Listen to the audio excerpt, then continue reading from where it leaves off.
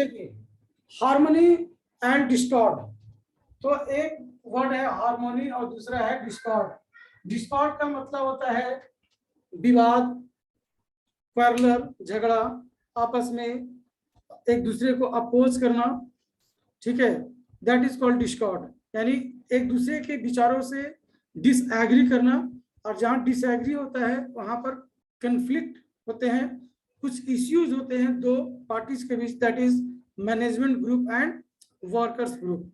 Harmony that means उनके इस जो डिसएग्री होते हैं एक दूसरे के थिंकिंग और आइडियाज और वर्किंग एक्टिविटी से उनको एग्री करना, बिकॉज बोथ ऑफ यू और all are for each other. तो ये फीलिंग्स को क्रिएट करना, that is called harmony. That means agree the ideas of other या एग्री विथ अदर्स, ठीक है, that is called harmony.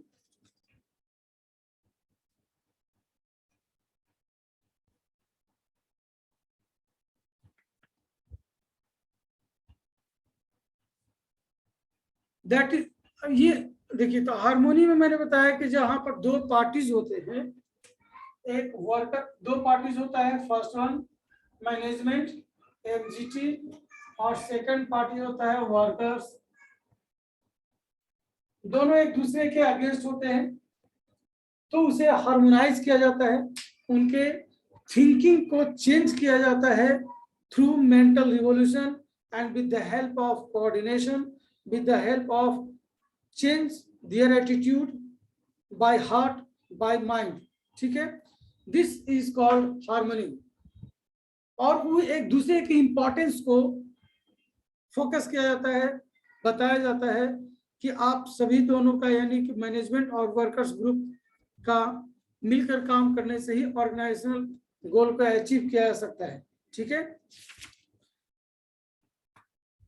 That means need for both the groups to change their attitude for each other with the help of mental revolution and with the help of coordination, change the attitude of both parties, management group and workers group, ठीक है। management should share the gains of the company, management should share the gain which is earned by the workers or hard work of workers between the workers in form of bonus, in form of increased salary, etc. With the help of this attitude of management, workers satisfy and again they try to their best to perform the job allotted by the management. Management group जो भी works allot करते हैं उसको वो बहुत efficiently and effectively perform करता है, task को कंप्लीट करता है वर्कर्स ग्रुप, बिकॉज कि वो प्रॉफिट में उनका भी शेयर्स मैनेजमेंट प्रोवाइड करते हैं या देने का कोशिश करते हैं, ठीक है। मैनेजमेंट का ऑब्जेक्टिव होता है मैक्सिमाइज द प्रोडक्शन, ठीक है। देखिए हार्मोनी नॉट डिस्कॉर्ड, मैनेजमेंट इसका ऑब्जेक्टिव है मैक्सिमाइज द प्रॉफिट, और वर्कर्स का टारगेट होता है maximise the production, maximise the profit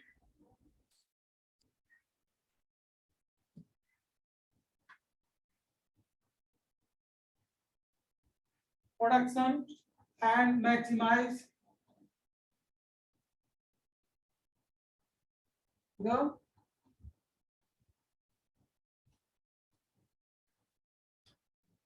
profit, ठीक है। ये ज्यादा से ज्यादा प्रॉफिट अर्न करना चाहता है वर्कर्स, और मैनेजमेंट प्रोडक्शन को इंक्रीज करना चाहता है। ये दो ऑब्जेक्टिव्स होते हैं दो अलग अलग ग्रुप का ऑर्गेनाइजेशन में, और इनके इस ऑब्जेक्टिव को फुलफिल करने के लिए वो डिस्कॉर्ड नहीं बल्कि हार्मोनी को प्रीफर किया जाता है with the help of change their mental attitude by heart by mind, ठीक है। तो ये इन्होंने एक प्रिंसिपल दिया। Next one is cooperation not individualism, देखो कोऑपरेशन और हार्मोनी में बहुत ज्यादा डिफरेंसेस नहीं है एज अ मैनेजमेंट, या मैनेजमेंट के पॉइंट ऑफ व्यू से दोनों में ज्यादा डिफरेंस नहीं है। हम लोग कह सकते हैं ये इसका एक्सटेंशन है, ठीक है। एक्सटेंशन यानी उसका एक और one step ahead of harmony, that means creating or developing feeling of cooperation among the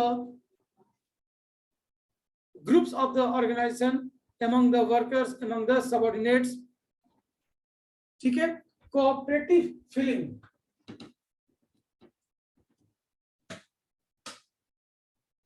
cooperative feeling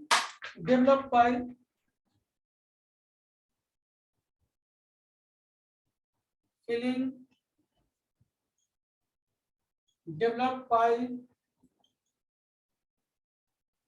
management in employees, ठीक है। कोऑपरेशन यानी सभी एक दूसरे को कोऑपरेट करके अपने टास्क को, अपने दिए गए वर्क को परफॉर्म करेंगे। That means with the help of mutual confidence and understanding with each other, ठीक है। कोऑपरेशन फोकस करता है, फोकस ऑन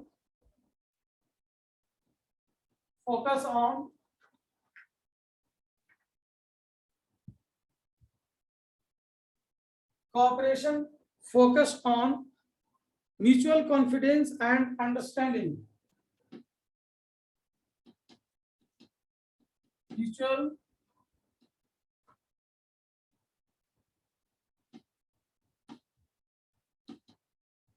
अंडरस्टैंडिंग, ठीक है। आपसी समझ और भरोसे यानी कॉन्फिडेंस को वो इनकरेज करता है with the help of cooperation and individualism, ठीक है।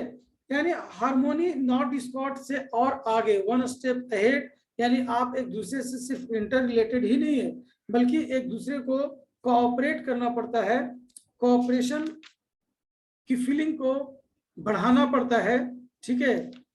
एक दूसरे के बीच कंपटीशन नहीं बल्कि कोऑपरेशन होना चाहिए, ठीक है। That means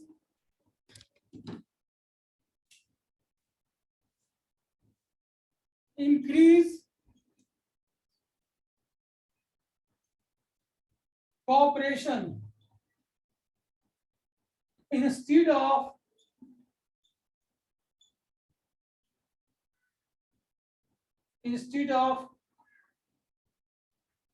competition,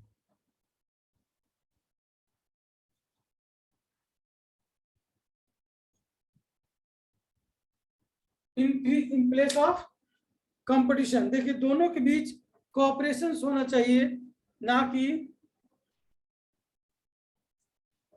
competition. And workers always think that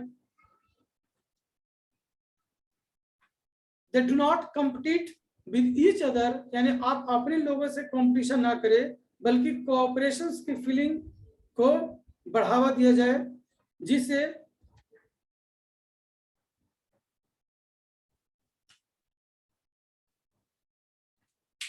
उनमें कोऑपरेटिव फीलिंग्स डेवलप हो और कंपटीशन की फीलिंग रिड्यूस हो सके, ठीक है।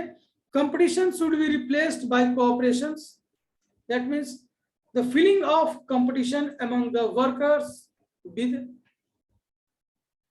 Them must be replaced by cooperation. Both management and workers should be realize the need and importance of each other. With the help of this technique, that means development of cooperation among the workers and management, reduce competition feeling and increase cooperation feeling, and management should encourage constructive suggestion by employee through the proper rewards, ठीक है। Management को employees के बीच constructive suggestions को encourage करना, और अगर उनका कोई कंस्ट्रक्टिव सजेशन ऑर्गेनाइजेशन को मिलता है जिससे ऑर्गेनाइजेशन को बेनिफिट मिलते हैं, प्रॉफिट होता है, या किसी वर्क को करने में हेल्प मिलता है, तो उसे रिवार्ड भी देना चाहिए।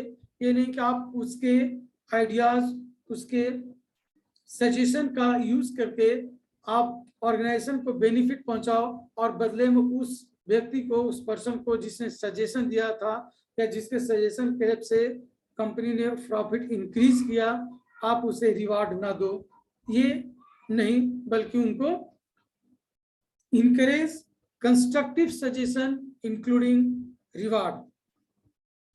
मैनेजमेंट को वर्कर्स को चाहिए कि वो वर्कर्स को कॉन्फिडेंस मिले before making any important decision related to workers. Management अगर वर्कर्स से रिलेटेड कोई इंपॉर्टेंट डिसीजन लेता है तो उस इंपॉर्टेंट डिसीजन में वर्कर्स को भी शामिल करना, जिससे उनके बीच एक म्यूचुअल कॉन्फिडेंस क्रिएट होता है।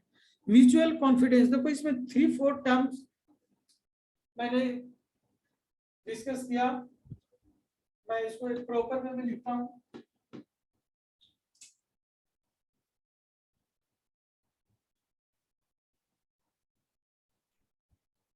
Create mutual confidence and cooperation. Second, reduce या eliminate, reduce competition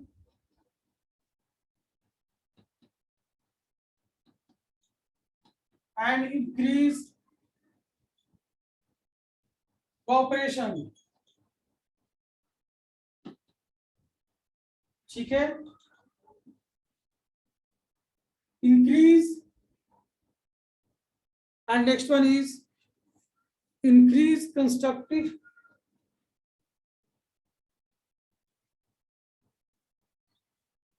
encourage constructive suggestion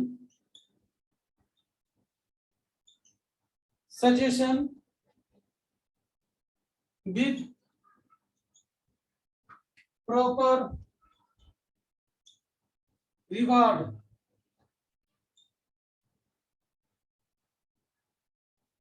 ठीक है, ये कुछ इंपॉर्टेंट पॉइंट्स हैं कोऑपरेशन नॉट इंडिविजुअलिज्म का। इंडिविजुअलिज्म का मतलब हुआ कि वो आप बाय सेल्फ होते हैं, उनमें कोऑपरेटिव फीलिंग्स नहीं होता। तो यहाँ पर इंडिविजुअलिज्म नहीं, we all are equal, we all are dependent for each other, we all are interlinked, ये फीलिंग्स क्रिएट करना और कोऑपरेशन को बढ़ावा देना। ठीक है,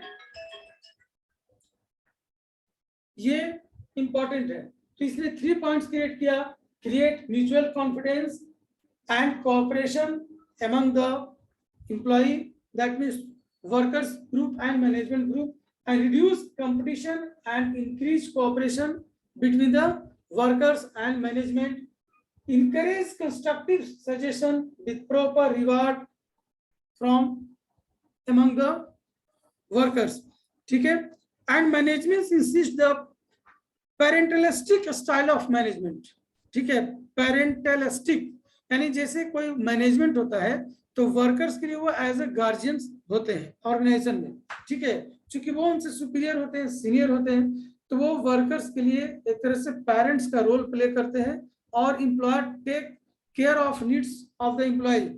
तो एम्प्लॉयर यानी यहाँ पर जो सुपीरियर है मैनेजमेंट ग्रुप है, वो एम्प्लॉयज का केयर टेकर के तौर पर होते हैं, उनके नीड्स ऑफ द एम्प्लॉय को पूरा करना। नीड्स का मतलब हो गया जेन्युइन। ठीक है, not all but genuine needs must be fulfil by the management group और employers. And open communication system and goodwill में भी avoid and need for a trade union. एक ओपन कम्युनिकेशन सिस्टम और गुडविल क्रिएट करना, जिससे कोई भी अपने प्रॉब्लम्स, अपने डिमांड्स, बट जेन्युइन डिमांड्स को बताया जा सकता है और एम्प्लॉयर उसको पूरा कर सकता है, जिससे नीड ऑफ ट्रेड यूनियन की को दूर कर सके, यानी वो लोग यूनियन बना सके, यूनाइट हो सके against the management, against the employer, उसकी पॉसिबिलिटीज को रिड्यूस करना with the help of taking to them in confidence and solving their genuine problem, genuine grievances। Clear? ठीक है, जो भी इंपॉर्टेंट डिसीजंस, देखिए यहाँ पर एक बात हुआ था कि मैनेजमेंट मस्ट इनकरेज और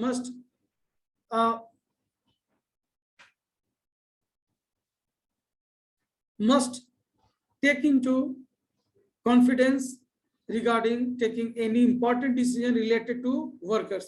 अगर वर्कर्स से रिलेटेड कोई बहुत इंपॉर्टेंट डिसीजन लिया जा रहा है तो वर्कलिस्ट वर्कर्स को उसमें शामिल करें। वर्कर्स का मतलब यहाँ पर शामिल करने में सभी नहीं होते हैं, बल्कि उसके रिप्रेजेंटेटिव होते हैं जो सभी वर्कर्स की ओर से मैनेजमेंट से मीटिंग करते हैं और वर्कर्स से रिलेटेड किसी इंपॉर्टेंट डिसीजन पर वो डिस्कस करते हैं, जिससे वर्कर सेटिस्फाई होता है और लिए गए डिसीजन से कोई डिसएग्री नहीं होता और अगेंस्ट जाने की पॉसिबिलिटीज कम हो जाती है। Worker should avoid strike and unreasonable demands. ठीक है, इसका बेनिफिट ये होता है कि वर्कर्स कॉन्फिडेंस में होते हैं और उनको ईच एंड एवरी स्टेप्स जो लिए जा रहे हैं उसके फेवर में या जो भी लिए जा रहा है ऑर्गेनाइजेशन में रिगार्डिंग एम्प्लॉय, उससे वो अवेयर होते हैं और वो स्ट्राइक या किसी अनरीजनेबल डिमांड को मूव नहीं करते या उसको और डिमांड नहीं करता। तो अगर अनरीजनेबल डिमांड्स नहीं होते तो वो स्ट्राइक की ओर मूव नहीं करते और ऑर्गेनाइजेशन फ्री फ्लो में रन करता है, एक प्रॉपर डायरेक्शन में रन करता है with a proper effort by the workers. तो इस तरह से कोऑपरेशन नॉट इंडिविजुअलिज्म एक प्रिंसिपल्स बनाए गए जिसमें वर्कर्स और मैनेजमेंट के बीच जो कन्फ्लिक्ट होते हैं उसे दूर किया जाता है। ठीक है, ओके।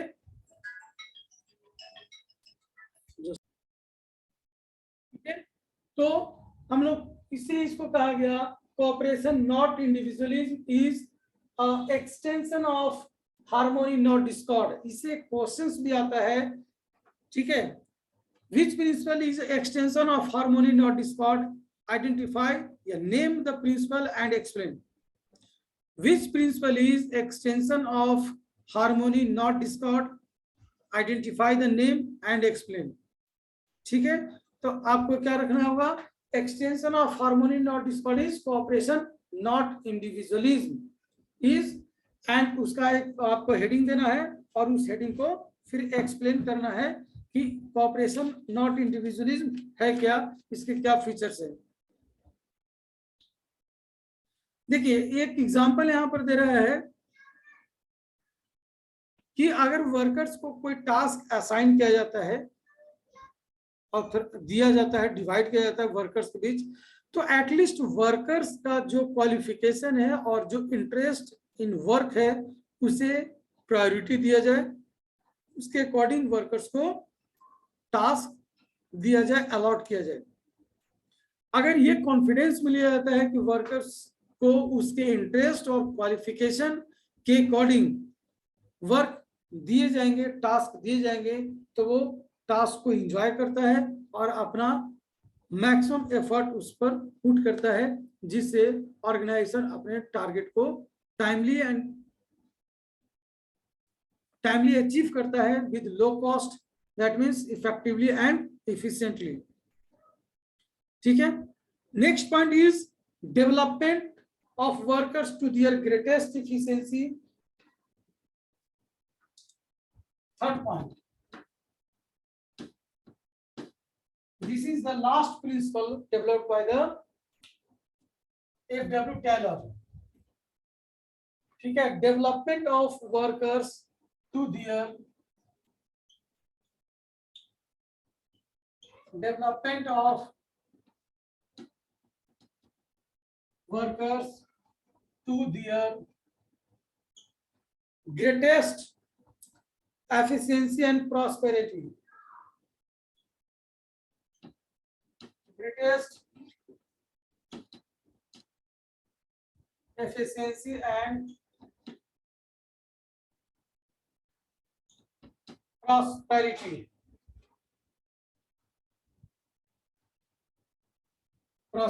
ठीक है, देखिए ये क्या होता है, द मीनिंग ऑफ दिस, इतना लंबा हेडिंग है ये, development of workers to their greatest efficiency and prosperity। ठीक है, तो ये इसलिए बनाया गया कि अगर वर्कर्स का डेवलपमेंट होगा तो ऑर्गेनाइजेशन का भी डेवलपमेंट होगा। लेकिन कैसे? अब आता है इंडस्ट्रियल एफिशिएंसी, यानी efficiency this that means performance of work, achieving of work according to their allotted time and at low cost. ठीक है, कम से कम समय में और कम से कम कॉस्ट पर, यानी मैक्सिमम यूटिलाइजेशन ऑफ रिसोर्सेज के थ्रू वर्क को परफॉर्म करना। ये डिपेंड कैसे होगा? किसी भी ऑर्गेनाइजेशन का जो टारगेट होता है, that means to increase the production, to increase the profit, ये डिपेंड करता है वर्कर्स पर कि वर्कर्स आपके यहाँ कैसा है, वर्कर्स इफिशिएंट है और इनइफिशिएंट है। ठीक है, workers efficiency depend upon proper training and selection. जो भी वर्कर्स होते हैं ऑर्गेनाइजेशन में वो ऑलरेडी इफिशिएंट नहीं होते, उनको ट्रेंड किया जाता है और उनको अपॉर्चुनिटी मिलता है जिससे वो रिपीटेड वर्क को करने से इफिशिएंट हो जाते हैं। ठीक है, तो efficiency of worker depends upon training and selection. Training selection का सेंस है कि वो जो क्वालिफिकेशन है, क्वालिफिकेशन के अकॉर्डिंग उनको सिलेक्ट किया जाता है। अगर वो ट्रेंड नहीं है तो थ्रू ट्रेनिंग प्रोग्राम चलाकर उसको ट्रेंड किया जाता है जिससे वो एफिशिएंट बन जाते हैं। Taylor's focus on due care should be taken while selecting the employee, and after selecting they must be give job according to their qualification। ये फोकस इस बात पर कर रहे हैं कि किसी भी एम्प्लॉय को आप सिलेक्ट करते हैं तो कुछ क्वालिफिकेशन फिक्स किया जाता है। क्या मैं इंजीनियर चाहिए, सुपरवाइजर चाहिए, मैनेजर चाहिए, अकाउंटेंट चाहिए, वर्कर चाहिए, मशीन ऑपरेटर चाहिए, तो उसके लिए कुछ बेसिक रिक्वायरमेंट होती है क्वालिफिकेशन की। जैसे मशीन ऑपरेटर है तो उसके पास ITI या IIT की डिग्री है कि नहीं, एज द केस में भी IIT है तो इंजीनियर हो गया, बट अगर वो ऑपरेट कर रहा है तो ITI and technical knowledge having और नॉट। वो अकाउंटेंट है तो वो कॉमर्स ग्रेजुएट है या नहीं है, if have any experience then very good. तो ये आप सिलेक्शन के टाइम पर देखते हो। लेकिन बाद में अगर आप उसके क्वालिफिकेशन और इंटरेस्ट के बियॉन्ड काम कराते हो तब वो इनएफिशिएंट बन जाता है। इसी पर इन्होंने फोकस किया कि eight the time of selection आप क्वालिफिकेशन फिक्स करते हो तो क्वालिफिकेशन के अकॉर्डिंग सिलेक्शन होता है और फिर उसके क्वालिफिकेशन और इंटरेस्ट के अकॉर्डिंग उसे टास्क दिया जाए या देना चाहिए जिससे वो एफिशिएंट होता है। और बिफोर फ्रेशर्स को टास्क अलॉट करने से पहले ट्रेनिंग देना जिससे वो कम से कम समय में बेहतर तरीके से जॉब को परफॉर्म कर सकता है। Employees must be sent for training for time to time to update their knowledge. This will ensure greatest efficiency and prosperity both company and workers। मतलब कि अगर वो टाइमली ट्रेनिंग उनको दिया जाएगा, टाइमली का मतलब हुआ कि जब भी किसी तरीके मेथड या किसी वर्क को परफॉर्म करने में कुछ नया चीज आता है, नए मेथड्स आते हैं, नए टेक्निक्स आते हैं, नए इंफॉर्मेशन आते हैं, तो उसके बारे में उनको अपडेट नॉलेज देना जिससे उनको अपडेट ट्रेनिंग मिलता हो। और अगर एम्प्लॉय अपडेट ट्रेनिंग लेता है that means he is very efficient. इससे दोनों को, दैट मीन्स कंपनी और वर्कर्स या एम्प्लॉय दोनों को बेनिफिट मिलता है, वो दोनों एफिशिएंट होते हैं, workers as well as company. अगर वर्कर्स एफिशिएंट हो गया यानी आप ऑर्गेनाइजेशन ने उनको एफिशिएंट बनाया। कैसे? At the time of selection they need some qualification, first point. Second, before allotting the task they must ensure और be allotted the task according to the workers qualification and interest। Interest and qualification दोनों match होना चाहिए। अगर कोई मान लो कि आपने accountant appoint किया, साइंस वाले स्टूडेंट को अकाउंट्स का काम दे दिया और कॉमर्स वाले स्टूडेंट को मशीन ऑपरेट करने के लिए अपॉइंट कर दिया, टास्क दे दिए, ठीक है, ऑब्वियसली वो जो है अपने काम में एक्सपर्ट नहीं बन पाएगा या उसमें उसको इंटरेस्ट नहीं होगा, तो उसमें बहुत अच्छा वो सीखना भी नहीं चाहेगा। यानी वो किसी चीज को सीखने के लिए जो इंटरनल मोटिवेशंस विल होते हैं या विलिंगनेस होता है वो कम हो जाता है, क्योंकि वो चीज कभी किया नहीं। ठीक है, तो उसके क्वालिफिकेशन और इंटरेस्ट के अकॉर्डिंग टास्क को प्रोवाइड करना, टास्क देना, और timely when ever required training must be given so they become efficient, and whenever workers be efficient, organization also or company also greatest efficient, यानी बहुत ज्यादा efficient होगा, वहां प्रोडक्टिविटी इंक्रीज होगी। ठीक है, मैक्सिमम यूटिलाइजेशन ऑफ रिसोर्सेस होंगे और वर्कर्स एक ट्रेंड वर्कर माने जाएंगे जो कि उसके लिए पर्सनली भी बेनिफिटेड होते हैं। ठीक है, देखिए ये पॉइंट्स हो गए डेवलपमेंट ऑफ वर्कर्स।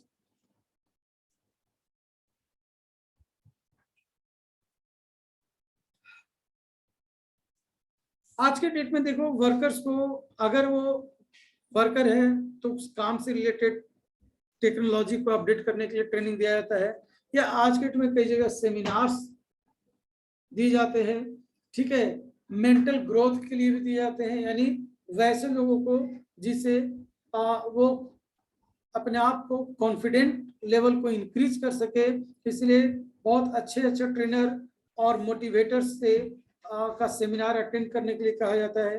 जैसे अभी कुछ समय पहले तक आपके यहाँ कुछ कूपन्स डिस्ट्रीब्यूट हुए थे जिसमें मेंटल रिवॉल्यूशन यानी कॉन्फिडेंस लेवल इंक्रीज करने का एक तरह से वहाँ मोटिवेशनल क्लासेस चले थे, जहाँ पर पार्टिसिपेट करने के लिए कूपन्स बांटे गए थे at the rate of ₹50 each including dinner. कुछ अगर याद होगा तो आप सोचिएगा। उसी तरह से बहुत सारे ऑर्गेनाइजेशन अपने time to time seminars organise करते हैं, जैसे सीबीएसई करती है टीचर्स के लिए सेमिनार्स, जहां पर उनके प्रॉब्लम्स को सॉल्व किया जाता है, एक कॉमन टूल्स यूज किए जाते हैं, तरीके बताए जाते हैं, सिचुएशंस हैंडल करने का मेथड बताया जाता है। ठीक है, पेडागोगी से रिलेटेड टेक्निक्स बताए जाते हैं एटसेट्रा। ये टीचर्स को इंकरेज करता है सिचुएशंस को हैंडल करने, नए तरीके क्या क्या मार्केट में आए, सीबीएसई ने क्या क्या चेंजेस किया, टीचिंग मेथड्स क्या नया आया है उसके बारे में अपडेट नॉलेज के लिए, ताकि टीचर्स भी अपडेट होते हैं। ठीक है, ओके।